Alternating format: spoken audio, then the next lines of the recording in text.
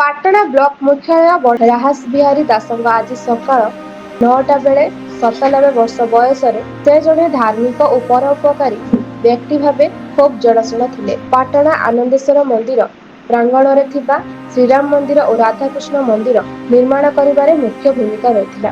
ଏହି ମନ୍ଦିର ନିର୍ମାଣ କରିବାରେ ସେ ଜନ୍ମଧନ ସମର୍ପଣ କରି ଦେଇଥିଲେ।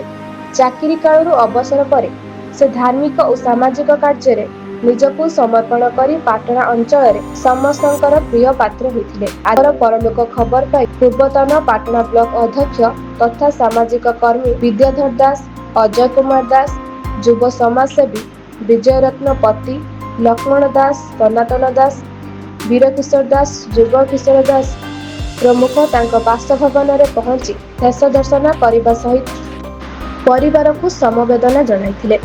ତାଙ୍କର ଅନ୍ତିମ ସଂସ୍କାର ପବିତ୍ର ବୈତରଣୀ କୂଳ ଶ୍ମଶାନ ଘାଟରେ କରାଯାଇଥିଲା। ତାଙ୍କର ବଡ଼ ପୁଅ ମନୋରଞ୍ଜନ ଦାସ ମୁଖାଗ୍ନି ଦେଇଥିଲେ। ଅନ୍ତିମ ସମୟରେ ତାଙ୍କର 2 ପୁଅ, 3 ଝିଅ, ଜ୍ୱାଇଁ, ପୁତୁରା ବୋହୂ ଏବଂ ନାତି ନାତୁଣୀମାନେ ଉପସ୍ଥିତ ଥିଲେ। କେନ୍ଦୁଝର ଜିଲ୍ଲାରୁ ଦଶରଥ ବାରିକଙ୍କ report, black K news Odia.